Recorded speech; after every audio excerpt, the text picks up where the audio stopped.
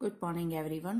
આગળ જોઈએ આપણે થોમસ મોર્ગનના પ્રયોગ વિશે, જેને પુનઃસંયોજન અને સહલગ્નતાના પ્રયોગ અથવા આનુવંશિકતાના રંગસૂત્રીય સિદ્ધાંત તરીકે ઓળખાય છે.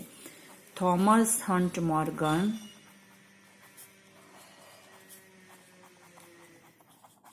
તથા તેના સાથીદારો જે છે કે જેને આનુવંશિકતાના રંગસૂત્રીયવાદની સિદ્ધાંતની પ્રયોગાત્મક ચકાસણી કરી, અને આ જે ચકાસણી હતી કે જે લિંગી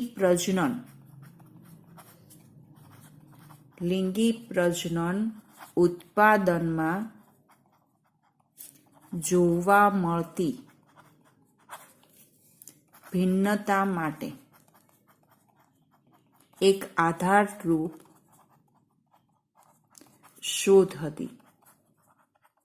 બરાબર, કે લિંગી પ્રજનન દ્વારા જે ઉત્પન્ન થતી સંતતિ છે કે જેમાં ભિન્નતા જોવા મળે છે, એની માટેની આ જે એક શોધ હતી, એક મહત્વની એવી આધારભૂત શોધ હતી. હવે થોમસ હન્ટ મોર્ગન જે છે કે જેણે પોતાના પ્રયોગની અંદર ફળમાખી જે ડ્રોસોફિલા મેલેનોગેસ્ટર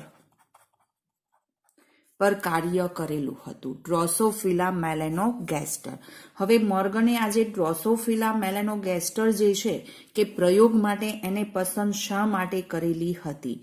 કારણ કે આ જે માખી છે કે જે પ્રયોગશાળામાં સંશ્લેષિત માધ્યમમાં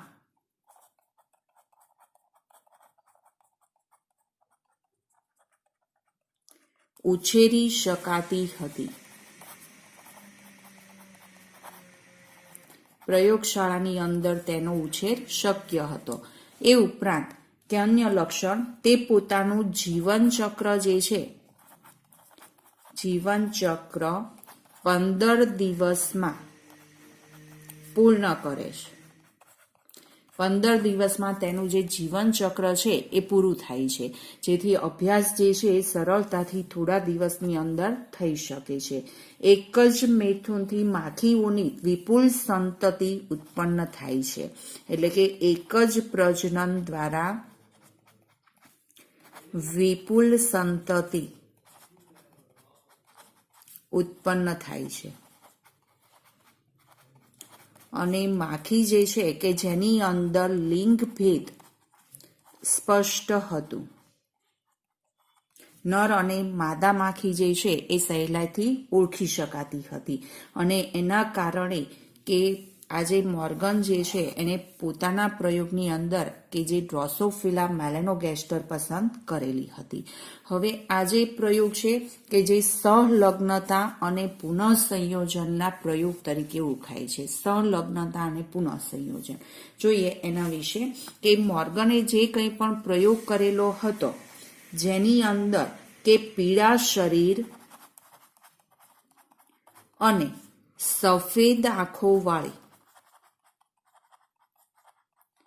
માદા માખીનું સંકરણ, પીળું શરીર ધરાવે છે, સફેદ આંખોવાળી જે માખી છે કે જે માદા માખીનું સંકરણ બદામી શરીર અને લાલ આંખ ધરાવતી નર માખી સાથે કર્યું હતું, જેને વન્ય પ્રકાર તરીકે પણ ઓળખાય છે.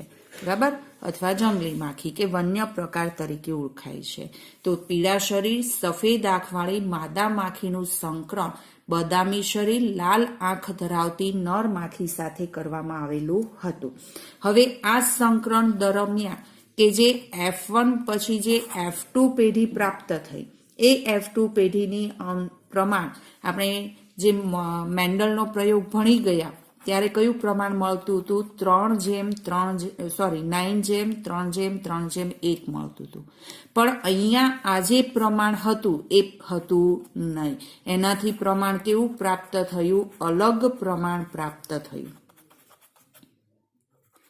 મેન્ડલના મત મુજબ કે F2 પેઢીમાં જે 9:3:3:1 પ્રમાણ મળવું જોઈએ, એનાથી અલગ પ્રમાણ પ્રાપ્ત થયું હતું. હવે કે જે આ પ્રમાણ જે છે અલગ પ્રમાણ શા માટે પ્રાપ્ત થયેલું હતું? કારણ કે તેમણે જોયું કે જે જનીન છે, મોર્ગન અને તેના સાથીદારોએ કે જે જનીન એક્સ રંગસૂત્ર પર સ્થિત છે એવી માહિતી તેઓને ખ્યાલ હતી કે જનીન જે છે એ એક્સ રંગસૂત્ર પર સ્થિર હોય છે અને તેમણે એ પણ સમજ્યું કે દ્વિસંકરણ ક્રોસમાં બે જનીન એક રંગસૂત્ર પર આવેલા હોય છે અને પિતૃજનીન સંયોજનોનું પ્રમાણ કે બિન પિતૃ પ્રકારથી ઊંચું રહેતું હોય છે. અને આખી જે આ ઘટના છે કે જે મુખ્ય કારણ જોઈએ તો કે બે જનીનોનું ભૌતિક સંયોજન અથવા તો જોડાણ, બરાબર, જેને સહલગ્નતા બતાવ્યું હતું કે બે જનીનોનું ભૌતિક સંયોજન અથવા તો સહલગ્નતા બનાવ્યું અને તેને આ ઘટના માટે સહલગ્નતા શબ્દ વાપર્યો હતો. બે જનીન વચ્ચેનું ભૌતિક જોડાણ એટલે કે સહલગ્નતા અને એક જ રંગસૂત્ર ઉપર જનીનોનું ભૌતિક જોડાણ સૂચવે છે. આ બે જનીનો વિશે વાત હતી. હવે જોઈએ તો કે એક જ રંગસૂત્રના જનીનનું એક જ રંગસૂત્રના જનીનોનું ભૌતિક જોડાણ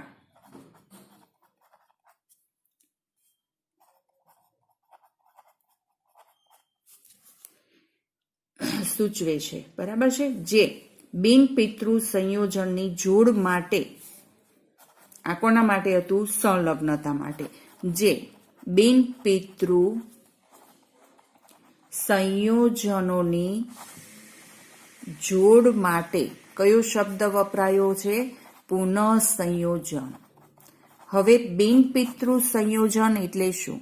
પિતૃ પેઢીમાં કેવી માખો હતી? સફેદ શરીર ધરાવતી, પીળું શરીર ધરાવતી, સફેદ આંખો ધરાવતી અને બદામી શરીરને લાલ આંખો ધરાવતી હતી. પણ એ સિવાયની જે બિનપિતૃ સંયોજનની જોડ મળી એટલે કે પીળું શરીર, લાલ આંખો, બદામી શરીર, સફેદ આંખો, એના માટે કયો શબ્દ વાપર્યો છે? પુનઃસંયોજન. ખ્યાલ આવ્યો? જોઈએ આપણે પ્રયોગ અંદર, અને આખો જે પ્રયોગ હતો તેની અંદર તેમણે જોયું કે જનીનોની સહલગ્નતા વધુ હતી. નોંધ્યું કે રંગસૂત્ર પર જે જનીનોની સહલગ્નતા વધુ હતી, બરાબર છે. હવે આ સહલગ્નતા વધુ હતી જેમાં પુનઃસંયોજન ઓછું હતું, જ્યારે અન્ય શિથિલ જોડાણ ધરાવતા હતા. હવે શિથિલ જોડાણ ધરાવતા હતા એટલે કે સરળતાથી તેઓ છૂટા પડી શકે છે અને તેમની વચ્ચે કે જે પુનઃસંયોજન જે છે વધુ હતું. શિથિલ જોડાણ ધરાવતા હતા, એમની વચ્ચે પુનઃસંયોજન વધુ હતું અને જે સંલગ્નતા વધુ હતી એટલે કે ભૌતિક જોડાણ મજબૂતાઈથી ધરાવતા હતા ત્યાં પુનઃસંયોજન ઓછું હતું. અને એ દરમિયાન તેમણે જોયું કે સફેદ અને પીળા જનીન મજબૂતાઈથી જોડાયેલા હતા. સફેદ અને પીળા જનીન મજબૂતાઈથી જોડાયેલા હતા અને તેમનું પુનઃસંયોજન હવે મજબૂતાઈથી જોડાયેલા છે, જેથી તેમનું પુનઃસંયોજન ઓછું હશે, જે 1.3% હતું. જ્યારે સફેદ અને લઘુ પાંખ જનીનનું સંયોજન, અહીંયા લાંબી પાંખ હતી, અહીંયા લઘુ એટલે કે ટૂંકી પાંખ હતી, કે જેનું જનીનનું સંયોજન પ્રમાણ 37.2% હતું. એટલે કે આમાં સહલગ્નતા ઓછી હતી, સહલગ્નતા વધારે હતી. જોઈએ આપણે આખા પ્રયોગ દ્વારા એટલે તમને ખ્યાલ આવે ચાર્ટ દ્વારા. આ જે ચાર્ટ છે કે જે મોર્ગનના વિદ્યાર્થી અલ્ફ્રેડ સ્ટર્ટી, નામ લખીએ ખ્યાલ આવે, અલ્ફ્રેડ સ્ટર્ટી વેન્ટે આપેલો હતો. અલ્ફ્રેડ સ્ટર્ટી વેન્ટ કે જેણે એક જ રંગસૂત્રના જનીન જોડની પુનઃ સંયોજિત આવૃત્તિને કે જનીનો વચ્ચેનું જે અંતર છે એ અંતર માનીને સ્થિત નકશો દર્શાવેલો છે. હવે જોઈએ, જેની અંદર પીળું શરીર અને સફેદ આંખ ધરાવતી માખી કઈ છે? માદા છે. જ્યારે અહીંયા બદામી શરીર, લાલ આંખ ધરાવતી માખી કઈ છે? નર છે. હવે સફેદ રંગ માટે કયા જનીન, પીળું શરીર ધરાવતા જે છે એની માટે કયા જનીન લીધેલા છે? સંજ્ઞા કેપિટલ વાય. સફેદ આંખ માટે કેપિટલ ડબલ્યુ. બદામી શરીર માટે વાય પ્લસ, લાલ આંખ માટે ડબલ્યુ પ્લસ લીધેલા છે. હવે એના જન્યુ વિશે જોઈએ. બંને વચ્ચેનું જે અંતર છે એ અંતર કેવું છે? ખૂબ જ ઓછું છે. એટલે કે બંને મજબૂતાઈથી જોડાયેલા છે. એમની વચ્ચે સહલગ્નતા વધુ છે, જેથી તે સહેલાઈથી છૂટા પડી શકશે નહીં. એટલે જ્યારે તેમાંથી જન્યુ નિર્માણ થયું, આ એક પેર જન્યુમાં દાખલ થઈ, બીજી જોડ જન્યુમાં દાખલ થઈ, સેમ વસ્તુ અહીંયા છે, બરાબર. પણ હવે આનું જો સંકરણ છે એ આ રંગસૂત્ર સાથે થશે તો શું આવશે? Y W, Y plus, W plus. શરીર કેવું છે? બદામી શરીર. આંખ કેવી આવશે? લાલ આંખ. કારણ કે આ બંને કેવા જનીન છે? પ્રચ્છન્ન. આ કેવા છે? પ્રભાવી છે. અહીં આપણે જોઈએ કે જો આનું સંકરણ આની સાથે થાય, એક્સ અને વાય રંગસૂત્ર, જો પહેલા આપણે સમજી ગયા કે આ જે રંગ આંખ માટેના જનીન ફક્ત કયા રંગસૂત્ર પર આવેલા છે? એક્સ રંગસૂત્ર પર જ આવેલા છે. વાય રંગસૂત્ર પર જોવા મળતા નથી, બરાબર છે. એટલે વાય રંગસૂત્ર પર જનીન હશે નહીં. તો એની સાથે સંકરણ થયું, બરાબર છે. વાય અને ડબલ્યુ કેવું આવશે? પીળો રંગ, સફેદ આંખ. હવે અહીંયા જે કંઈ પણ F1 પેઢી કે જે મેન્ડલના પરિણામ પ્રમાણે અપેક્ષિત હતું, કે જે કંઈ પણ પિતૃ પેઢી હતી અને જેવી આંખો જોવા મળતી હતી એવી જ છે. હવે F2 વચ્ચે જોઈએ. અહીંયા પરફલન થયું, F2 જાતિ વચ્ચે સ્વફલન. જ્યારે માદા કે વ્યતિકરણ, અર્ધીકરણ બે, જે અર્ધીકરણ 1 તેની અંદર આપણે કોષ વિભાજનમાં જોઈ ગયા વ્યતિકરણની ક્રિયા થાય. વ્યતિકરણની ક્રિયા એટલે જનીનોની અદલા બદલી થશે. જોઈએ, આપણે આખું લખીને તમને બતાવું એટલે ખ્યાલ આવે. જનીનોની જે અદલા બદલી થાય છે એના વિશે જોઈએ.